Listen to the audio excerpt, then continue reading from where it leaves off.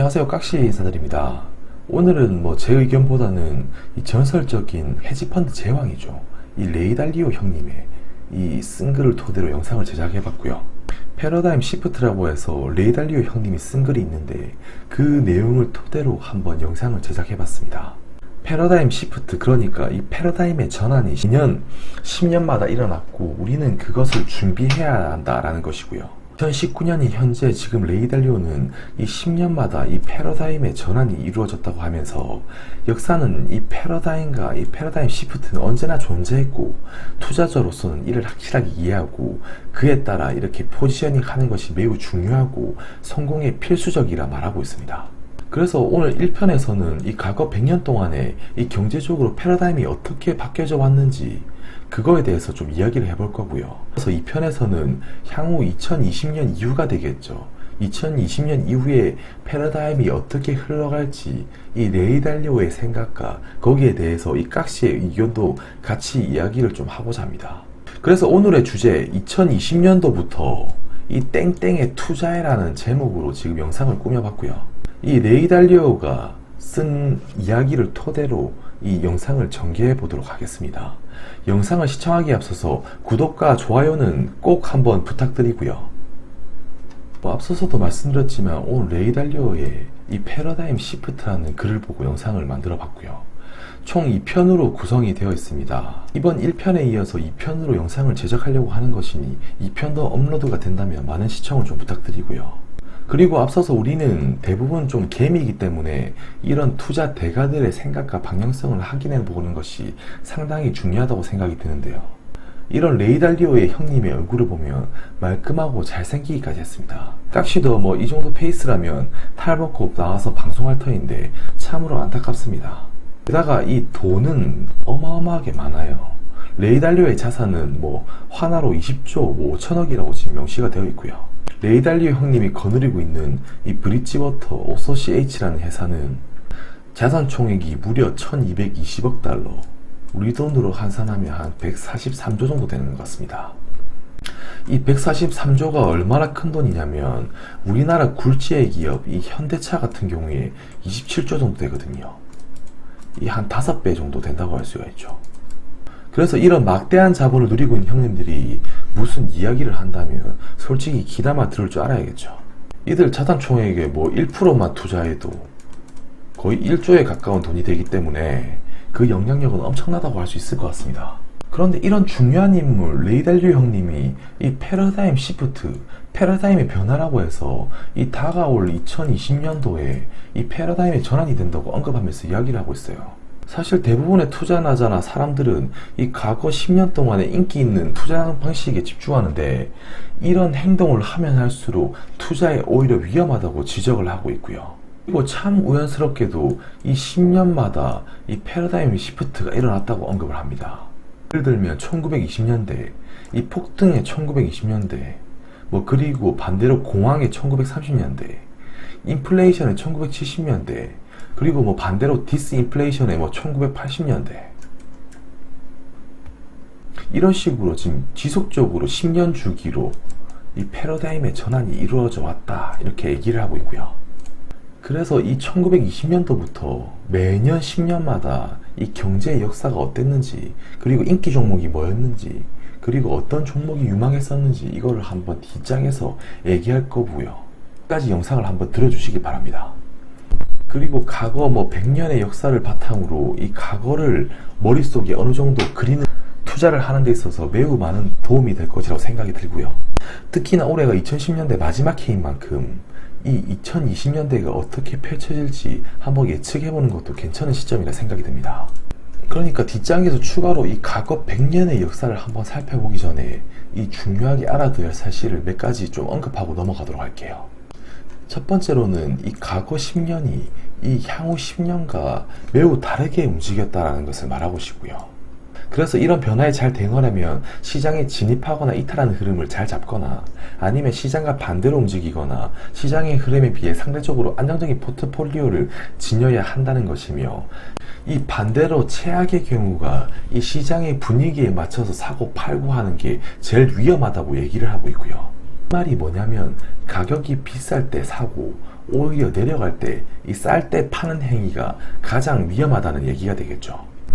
그리고 사람들이 가장 많이 착각하는 한 가지, 2010년대 후반 2019년이면 이 과거에 가장 잘 나가던 섹터들이 미래에도 잘 나갈 것이다 라고 이렇게 하관하는 경우가 많은데, 이것 또한 레이달리오는 매우 위험한 발상이라고 지금 얘기를 하고 있습니다. 물론 단기적으로 2019년이나 후반기에 이 자산이 급격하게 상승하는 경우가 많을 수 있지만 이 시기에 매입하는 것은 매우 위험하다고 말하는 것이고요. 오히려 시장의 기대와 달리 이런 방향성은 매우 다른 방향으로 이어져 이 부의 대격변이 발생한 적이 많았다는 것이고요. 그리고 중요한 세 번째, 이 대부분의 자산군을 특정 자산에 몰빵치지 말라. 이건 어떻게 보면 당연한 소리이기도 한데요.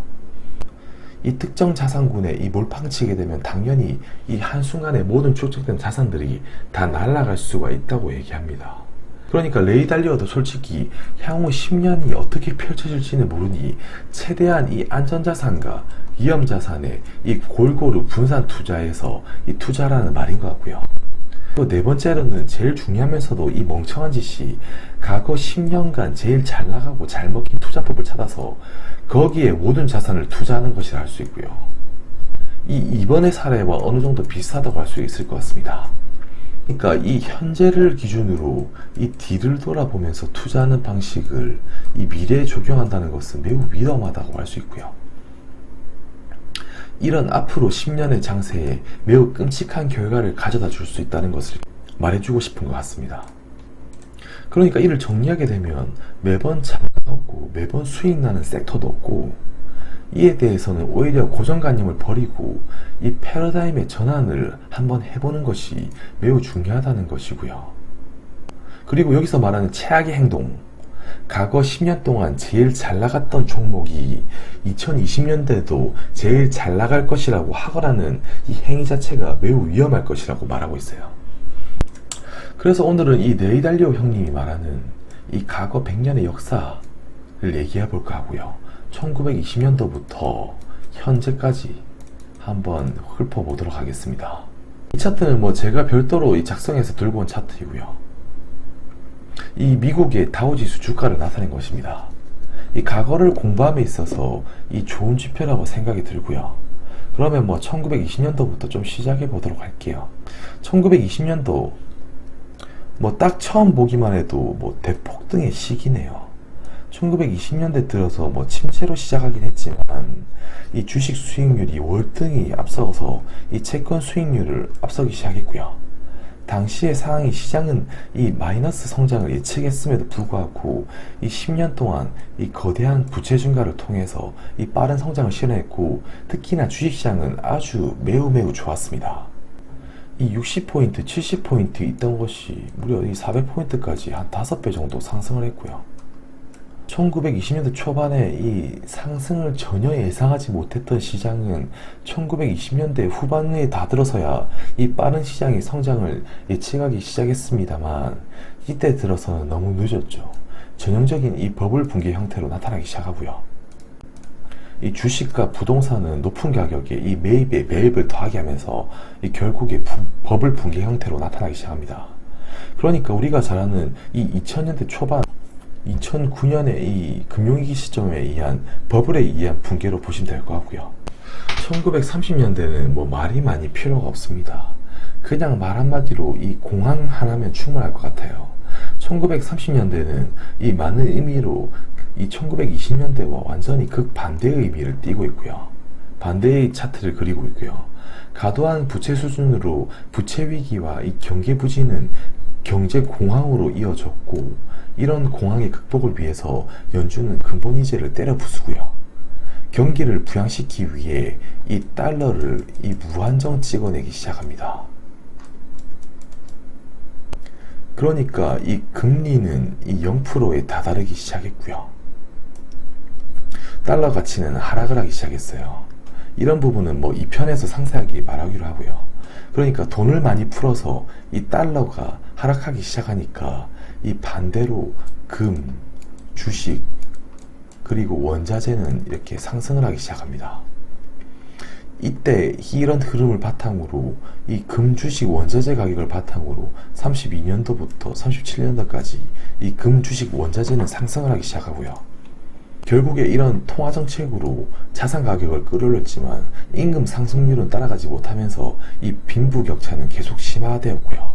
이러면서 민중의 동요가 심화되기 시작하고 세계적으로 포퓰리즘이 부상하기 시작합니다. 그러다가 또 이 1937년에는 통화 재정을 일정 비중 오히려 이렇게 긴축하기 시작하면서 이 긴축하자마자 주식시장과 경제는 이 곤두박질 치기 시작하는데요. 그러면서 이 1939년에는 이 유럽에서 전쟁이 발발되었고요. 그래서 30년대를 통틀어서 보면 주식시장은 뭐 좋다고 말할 수가 없고 부채 위기가 터졌으며 대부분 채무 불이행을 대규모 돈풀기를 통해서 해결하고자 했고요. 1940년대는 아주 이 전쟁 주도의 경제 성장이었어요. 전 세계의 정부들은 많은 돈을 빌리고 돈을 찍어내어서 전쟁을 일으켰고요. 이러면서 자연스럽게 이 통화 공급량은 이런 식으로 증가를 했었고, 이러면서 자연스럽게 군사 부분의 고용 부분과 민간 부분의 고용을 나름 자극시켜주기 시작합니다. 그래서 이런 전쟁 수행이 오히려 이런 미국을 대공황 슬럼프에서 탈출시켜주기 시작하는데요. 채무상환 부담 때문에 이 금리는 계속 낮게 유지가 되었었고요. 저금리의 통화정책이 매우 오래 유지되고 전쟁 수행을 위해 이 큰 폭의 대량 적자 상태가 유지되었었고요. 이 달러의 완화와 무한 돈풀기로 인해서 이 금리는 매우 낮게 유지가 되었습니다. 이런 저금리의 통화정책이 매우 오래 유지되고 전쟁 수행을 위해 큰 폭의 대량 적자가 유지된 상태인데요. 물론 뭐 이런 달러의 완화와 무한 돈풀기로 인해서 주식과 이 채권, 원자재는 계속 랠리를 펼치기 시작했고요. 특히나 이때 원자재 시장은 전쟁 초반부터 강하기 시작했고 주식은 전쟁 후반부터 강해지기 시작합니다. 아무튼 전쟁 후에 미국은 초강대국이 되기 시작하고요. 달러는 금과 연동된 세계의 준비 통화가 되기 시작합니다. 이 시기는 어찌 보면 이 재정 적자가 유지되는 와중에 이 금리를 낮게 유지하는 이 중앙은행의 역할, 그리고 전쟁 동안의 이 시장의 흐름을 예측하기에 아주 좋은 사례가 될 것 같아요. 1950년대 들어서는 이 대부분의 개인들과 투자자들은 공황과 전쟁을 겪으면서 이 대부분의 투자자들의 안전자산을 묻고 싶어 했고요. 주식을 꺼려하게 됩니다. 시장도 이를 반영하여 매우 보수적인 마이너스 성장률을 예상했고 안전자산에 대한 선호도가 높은 시점이었습니다만, 사실 1950년대 들어서 이런 시장의 예측과 반대로 움직이기 시작하고요. 주식은 매우 좋았고 이 정부의 재정 적자가 감소하면서 채무 부담도 줄기 시작하고 민간 부분의 부채는 소득 성장에 맞춰 오르기 시작하고요. 말 그대로 1950년대는 이 중산층이 늘어나고 이 번영한 시기이기도 합니다. 그리고 1960년대 첫 초반 5년은 이 저성장을 예측했지만 1960년도까지 경제는 이 고성장을 시현했고요. 그러자 1940년도부터 시작된 이 역대 장기급 이런 랠리를 보고 시장은 극도로 긍정적이고 흥분된 상태를 띠게 돼요. 개인 투자자들이 이 투자에 많이 뛰어든 이 시점이기도 합니다. 하지만 이런 상황에서 부채와 경제 성장률은 너무나도 빨랐고 인플레이션은 오르고 있었고, 이러니 당연히 연준의 정책은 긴축 상태를 유지하게 돼요. 이때 주식시장은 1966년 이 고점을 찍은 이후로 향후 거의 뭐 한 20년 동안 이 전고점을 돌파하기까지 뭐 한 20년이라는 시간이 걸렸고요. 1960년대에 이 부채 성장은 빨라지고 인플레이션은 이 가속화되어 나타났고요. 60년대 후반에는 이 금 보유고가 바닥을 드러내면서 미국의 경상수지 문제가 이 선명해지게 됩니다. 그리고 1970년대 초반부에는 이 부채 수준이 이 매우 높았고 1971년 폐기될 금본위제는 이 불확실성에 놓여 있었고요. 돈을 금으로 바꿔준다는 약속은 이때 박살이 났었고, 부채 부담을 줄이기 위해 화폐를 더 찍어냈고 대외 적자를 줄이기 위해 이 달러는 더 평가절하됐고요. 참고로 이 표가 지금 달러 인덱스를 제가 넣어 놓은 것입니다. 주식시장은 이 처참하리만큼 이 행보 상태를 계속 유지하고 있었고요. 그래서 이 1970년대는 이 한마디로 표현하자면 저성장 고물가인 상태, 이 스태그플레이션 상태로 볼 수가 있을 것 같습니다. 그리고 1980년대에는 이 주식시장은 양호했고요. 1980년대에 이 미국에서 주도한 강력한 통화 긴축으로 인해서 대규모 경제 수축을 유발하기 시작했고요. 1980년대에는 이 미국의 주식시장은 좀 양호했고요. 그런데 1980년도에 이 미국에서 주도한 이 강력한 통화 긴축으로 인해서 이 대규모 경제 수축을 유발시키기 시작했고요. 이머징 마켓들의 상환 능력을 악화시켜서 부채 위기를 만들기 시작합니다. 이런 상황에서 달러 공급 부족 현상은 심화되고 해외 자본 유입으로 이 달러는 이렇게 강해지기 시작했고요. 이때 강한 달러는 인플레이션을 낮추는 압력으로 작용하여 강한 성장과 저금리를 동시에 유지할 수 있었습니다. 주식시장은 상당히 양호했고요. 종합적으로 보면 저물가 고성장의 시대였고 주식과 채권 수익률은 양호했다는 것을 볼 수 있어요. 그리고 1990년대 이 상대적으로 빠른 부채 기반 성장, 이 상승하는 주식으로 시작해서 이 닷컴 버블로 끝이 났고요. 마치 과거의 이 1960년대 이때 니프티 버블 현상과 조금 비슷해 보이기도 합니다. 닷컴 버블은 10년의 마지막에 끝이 났고 1997년, 98년에는 아시아 외환위기를 불러오기도 합니다. 그리고 2000년대 이 레이 달리오가 말하는 이 1920년대 지금 이 시기와 가장 비슷한 시기로 08년, 이 09년의 이 금융자산 붕괴는 2019년의 이 대공황의 시기와 비슷하다고 보고 있고요. 두 시기 모두 이 금리를 이 0% 찍기 시작했고 중앙은행은 화폐를 이 무진장 찍어내기 시작합니다. 그리고 금융자산을 사들이기 시작해요. 08년과 09년에 이 금리가 0% 가까이 떨어지기 시작하면서 양적 완화가 시행이 되었고 이 당시에 이 달러는 약세를 보이기 시작하고 금이 최고의 자산군으로 떠오르기 시작합니다. 2010년 후반부에 이 또다시 많은 부채가 쌓였고 시장은 또 저성장을 예측하기 시작해요. 2010년대 초반, 2009년 초반부터는 이 시장과 경제는 또다시 바닥에서 출발하기 시작했고요. 그때부터 중앙은행은 이 공격적인 양적 완화로 화폐 발행과 금융자산을 매입하기 시작했고 이는 또 어떻게 보면 과거 1932년의 시기와 아주 비슷하게 지금 흘러가고 있다고 볼 수 있고요. 또 이 시기는 어떻게 보면 이 빈부격차가 확대되는 시기이기도 합니다. 그리고 동시에 기술적인 자동화와 생산 과정의 이 세계화 덕분에 고소득자의 고소득은 크게 늘기 시작하고요. 이 시기에 성장은 느렸고 인플레이션은 낮았지만 주식은 꾸준히 이렇게 랠리를 띄기 시작했고요. 그럼 이렇게 지금 1920년도부터 현재 2019년까지 이렇게 과거의 역사를 공부해보고 간단하게 좀 읊어봤습니다. 경제를 공부함에 있어서 과거의 역사를 공부해보는 것은 아주 필수적인 요소라고 생각이 들고요. 이런 100년의 역사를 토대로 이 향후 2020년 이후의 시장이 어떻게 펼쳐질지를 한번 다음 2편에서 지금 이야기해보기로 할 거고요. 그리고 다음 2편의 영상에서는 이 다가올 패러다임의 전환, 2020년 이후의 이 경제시장의 흐름에 대해서 이야기를 좀 해볼까 합니다. 빠른 시일 내에 좀 인사를 드릴 수 있도록 해보겠습니다. 오늘 영상을 시청해주셔서 감사드리고요. 그리고 끝으로 아직까지 구독이 아니신 분들은 끝으로 구독과 좋아요 한번 꾹 눌러주시고요. 또 다음 영상에서 빠른 시일 내에 뵙도록 하겠습니다.